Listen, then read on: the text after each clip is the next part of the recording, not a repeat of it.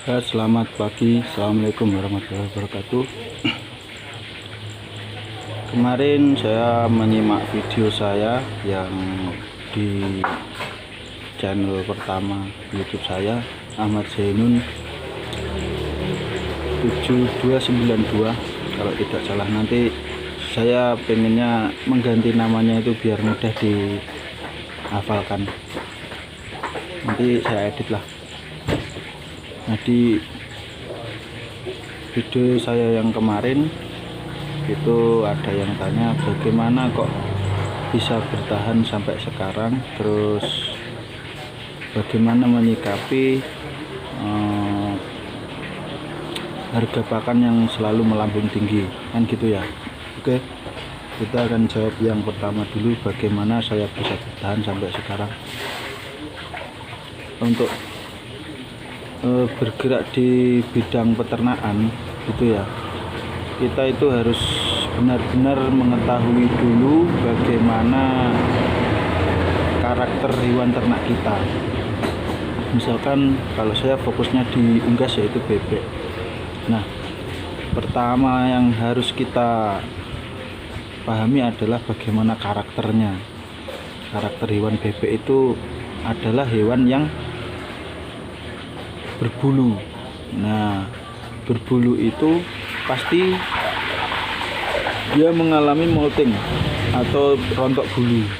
Nah, dan bebek adalah hewan yang sangat sensitif. Ketika dia itu rontok bulu, maka dia tidak akan bisa produksi atau tidak bisa bertelur.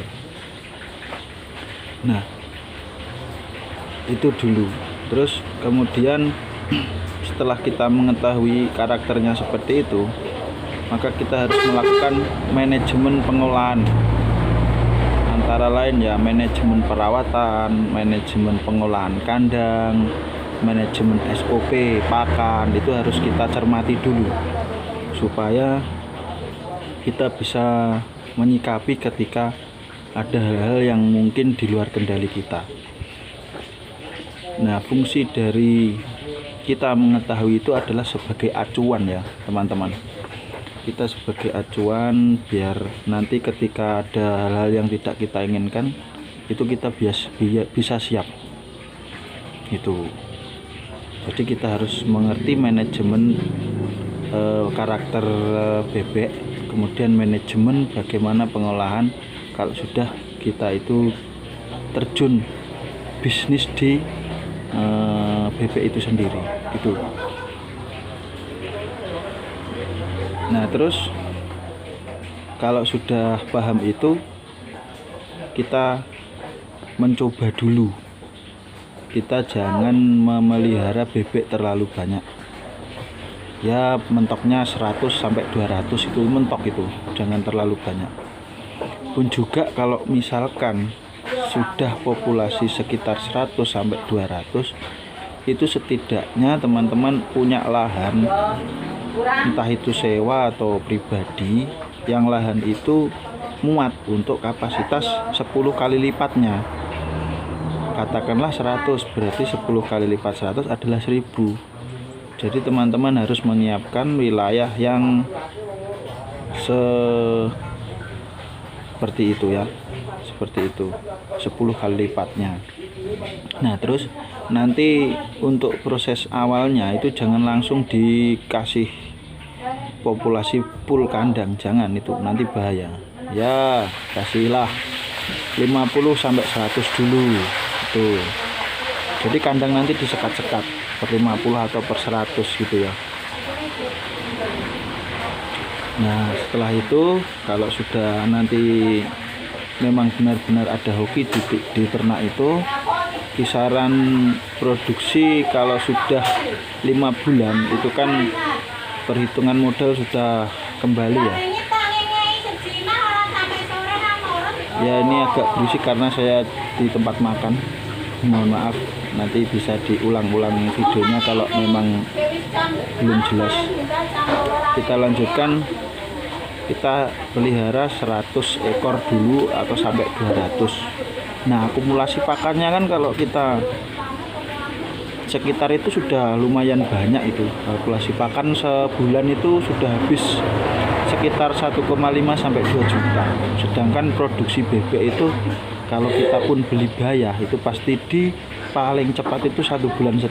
Nah itu kan bahaya, kita bisa kehabisan modal di start awal, itu bahaya.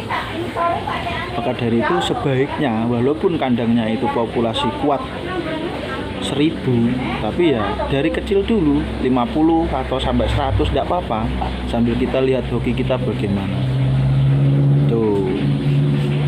Terus lagi kita bangun jaringan itu bagaimana ya, kita cari pengepul telur. Selain kita mengepul telur, kita cari pengepul telur, kita juga cari mitra yang mau membantu atau bekerja sama memasarkan telur atau produksi dari kandang kita. Taruhlah itu tukang asin atau tukang jamu, tukang martabak atau apapun lah yang bisa atau yang mau menggunakan dari produksi kita, utamanya telur itu tadi. Nah kalau sudah seperti itu, step by step kita lakukan lagi. Setelah 5 bulan modal kembali, kita pelihara lagi. Jumlahnya jangan seperti yang awal. Katakanlah kalau jumlah awal itu 100, maka yang kedua adalah 50. Karena apa?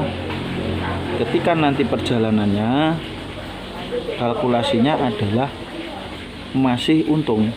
Nanti kisaran start awal ketika kita kasih makan itu kan, misalkan bebek di usia bertelur 5 bulan itu kan lagi top up-nya atau maksimalnya. Nanti akan agak mengalami penurunan di usia 7, 8, 9, 10 bulan masa bertelur itu.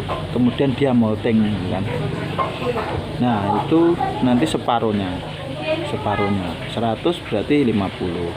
Nah nanti kalau 50 itu sudah produk bagus, terus yang awal tadi misalkan moltingnya itu tidak bersamaan, terus dikalkulasi itu masih dapat untung, ya sudah dibiarkan saja.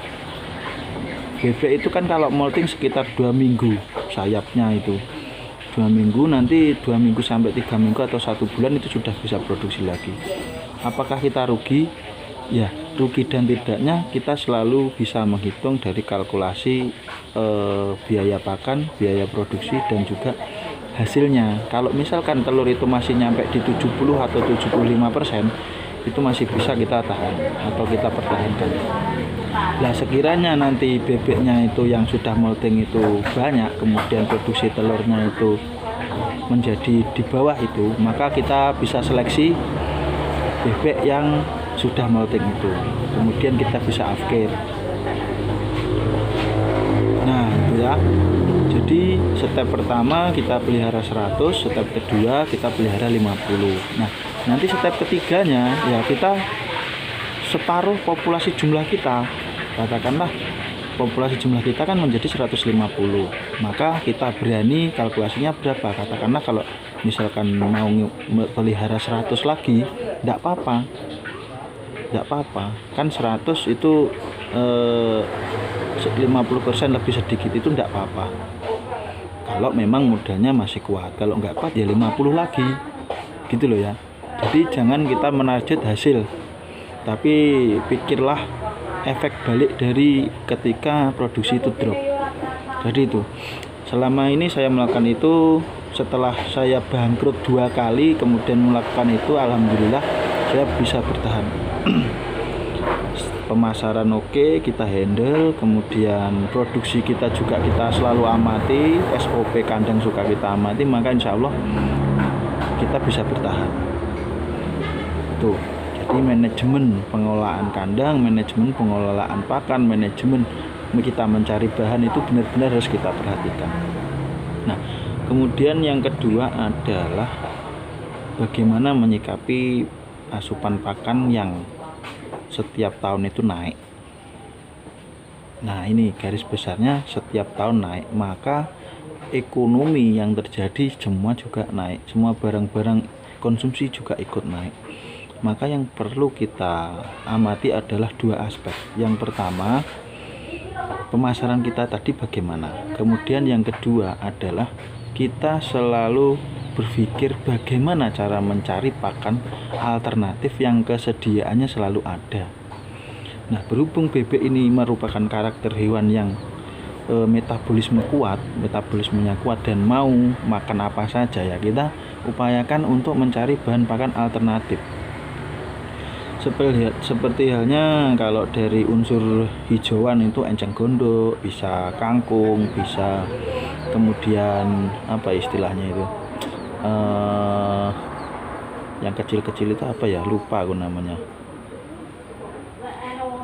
azola itu bisa, gedebok pisang juga bisa.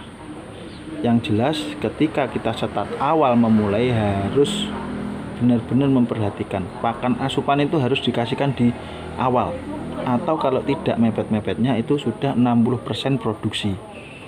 Jangan pernah sekali-sekali memberikan istilahnya pakan alternatif itu di tengah produksi di masa puncaknya. Itu akan membahayakan karena telurnya bisa kembali drop lagi atau turun produksi. Ya resiko terbesarnya bablas tidak bisa berproduksi lagi, ya itu resiko terbesarnya. Nah, jadi menyikapi harga pakan yang naik itu dan lain-lain itu, sembari kita berjalan kandang kita juga harus menyiapkan bank pakan atau menyiapkan alternatif apa yang bisa kita gunakan. Nah, bank pakan ini ya itu tadi seperti kangkung, enceng gondok. Kalau enceng gondok kan di sekitar rawa-rawa itu banyak. Contohnya seperti ini ya, itu enceng gondok itu enceng gondok banyak sekali itu. Ya, ini saya berada di tempat makan pinggiran sawah, tempatnya sejuk. Nah, itu bisa diambil terus kemudian bisa dimanfaatkan untuk pakan. Nah, pencampuran pakannya adalah jangan sampai lebih dari 20% dari jumlah pakan pokok. Pakan pokoknya apa saja? Pakan pokoknya itu satu adalah katul atau dedak yang kualitasnya itu di separator. Kalau bebek telur itu yang separator ya. Jadi kalau di bebek telur itu unsur yang tinggi itu adalah protein. Lebih banyak protein daripada karbohidratnya. Kalau kebanyakan karbohidrat nanti telurnya bisa terlalu besar dan kemudian bisa apa itu, kalau di sini istilahnya ovariumnya keluar itu loh, doboli itu nanti bebeknya juga akan sakit kemudian berhenti produksi. Apakah saya pernah mengalami itu? Pernah dulu di waktu awal-awal, dan sekarang sudah menemukan alternatif pakan yang bagus buat produksi bebek, yang bagus buat masa bertelur bebek itu. Selain menjadi pakan alternatif, hijauan itu kan vitaminnya juga bagus, kemudian seratnya juga bagus itu. Nah, jadi dua pertanyaan tadi sudah saya jawab ya. Yang satu, bagaimana manajemen kok bisa bertahan seperti tadi. Kemudian yang kedua adalah bagaimana asupan pakan menyikapinya bagaimana, itu tadi sekilas video saya. Sampai sekian dulu ya, nanti kita bisa lanjutkan ke pembahasan berikutnya. Tolong kalau misalkan ada yang ingin ditanyakan, silahkan ketik di kolom komentar. Jangan lupa like, subscribe, share biar channel saya ini bisa berkembang, bisa berlanjut dan bisa bermanfaat untuk teman-teman semua. Oke, assalamualaikum warahmatullahi wabarakatuh. Selamat melakukan aktivitas, semangat terus, jangan menyerah menghadapi perkembangan zaman yang semakin sulit ini. Oke, assalamualaikum warahmatullahi wabarakatuh.